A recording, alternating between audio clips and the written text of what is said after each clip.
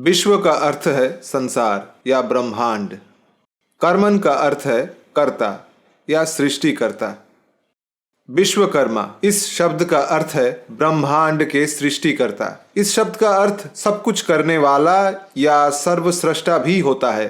भगवान विश्वकर्मा आदि काल से ब्रह्मांड के वास्तुकार और दिव्य अभियंता माने जाते हैं। आम भाषा में जिसे हम इंजीनियर कहते हैं। प्रारंभिक ग्रंथों में विश्वकर्मा शब्द का प्रयोग मूल रूप से किसी भी शक्तिशाली देवता के विशेषण के रूप में किया जाता था। उनकी पहचान प्रजापति के रूप में की गई थी। उस समय शिल्पकार देवता को त्वष्टा के नाम से जाना जाता था। बाद के शास्त्रों में भगवान विश्वकर्मा को कभी कभी त्वष्टा के साथ भी जोड़ा गया है और उन्हें शिल्पकार देवता माना गया है। यदि आप त्वष्टा के बारे में और ज्यादा जानना चाहते हैं तो आप ये वीडियो देख सकते हैं, जिसका लिंक विवरण में दिया गया है। हमें विश्वकर्मा का उल्लेख लगभग सभी प्रमुख हिंदू शास्त्रों में मिलता है, चाहे वो वेद हो, रामायण, महाभारत या फिर पुराण।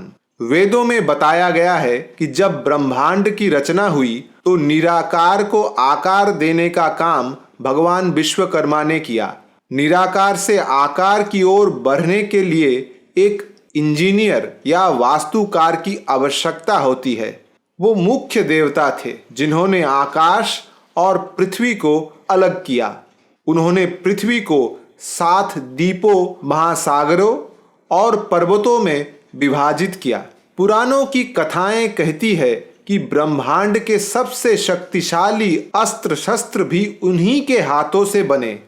भगवान शिव का त्रिशूल, भगवान विष्णु का सुदर्शन चक्र, इंद्र का वज्र, बलराम का हल और भी न जाने कितने दिव्य अस्त्र सब विश्वकर्मा जी की ही देन है।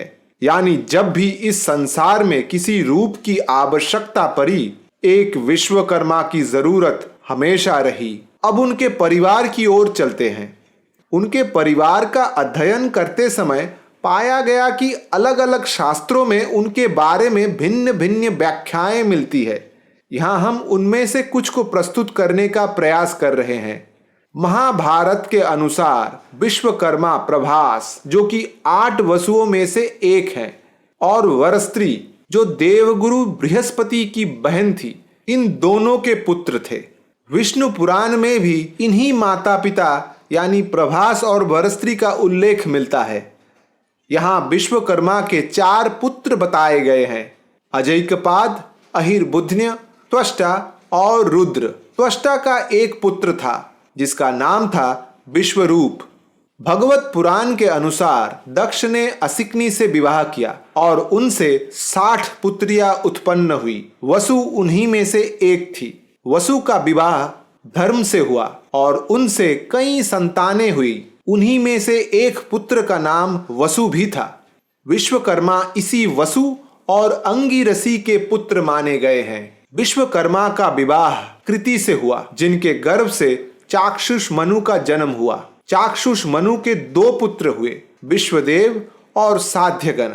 अधिकतर पुराणों में विश्वकर्मा को असंख्य प्रकार की कलाओं और शिल्प कला के आविष्कारक, देवताओं के वास्तुकार, आभूषणों के निर्माता और सबसे प्रसिद्ध मूर्तिकार बताया गया है। उन्होंने ही कई प्रसिद्ध नगरों का निर्माण किया और देवताओं के सभी रथ भी बनाए। कई ग्रंथों के अनुसार शिल्प कला के देवता विश्वकर्मा, जिन्हें त्वष्टा भी कहा जाता है, कि 2 संतानें थी, संज्ञा और त्रिशिर या विश्वरूप। मार्कंडेय, मत्स्य और कूर्म पुराण जैसे ग्रंथों में संज्ञा का एक हमशक्ल का उल्लेख मिलता है, जिसका नाम था छाया अर्थात प्रतिबिंब या परछाई। दोनों का विवाह सूर्यदेव विवस्वन से हुआ। हालांकि भगवत पुराण में छाया को संज्ञा की सगी बहन बताया गया है। वामन पुराण में विश्वकर्मा का वर्णन दिव्य अप्सरा घृताची के पति के रूप में मिलता है। उनके संतान में एक पुत्र नल और 4 पुत्रियां थी, संज्ञा, सुरूपा, बहिष्मति और चित्रांगदा। जहां संज्ञा का विवाह सूर्य से हुआ, वही सुरूपा और बहिष्मति का विवाह राजा प्रियव्रत से हुआ, जो राजा उत्तरापद के भाई थे।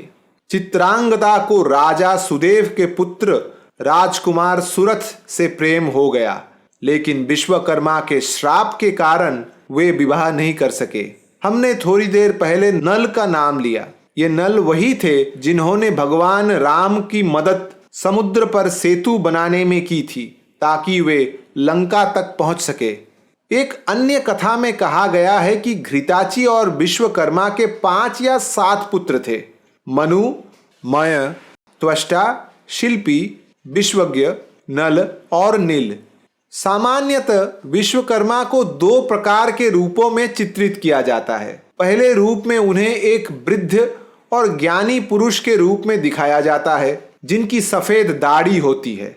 उनके 4 हाथ होते हैं जिनमें वे मापने की फीता या मापदंड, कमंडल और एक पुस्तक धारण करते हैं। आमतौर पर वे सिंहासन पर विराजमान रहते हैं और उनके पुत्र उनके पास खड़े दिखाई देते हैं।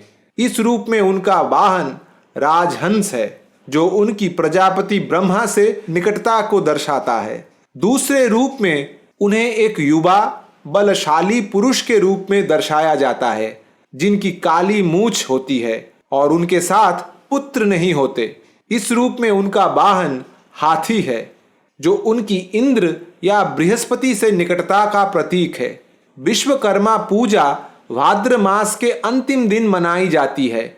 इस दिन सामान्यतः कारीगर और मजदूर कोई यांत्रिक काम नहीं करते बल्कि अपने औजारों की पूजा करते हैं। वे विश्वकर्मा से प्रार्थना करते हैं कि वे उनकी रक्षा करे, उनकी जीवन यापन को सुरक्षित रखे और उन्हें सफलता प्रदान करे।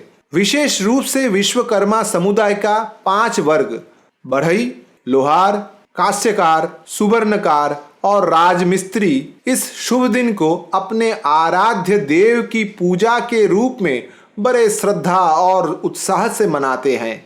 अगर आपको हमारा ये वीडियो अच्छा लगा है तो कृपया इसे लाइक करें, शेयर करें और हमारे साथ जुड़े रहें। धन्यवाद।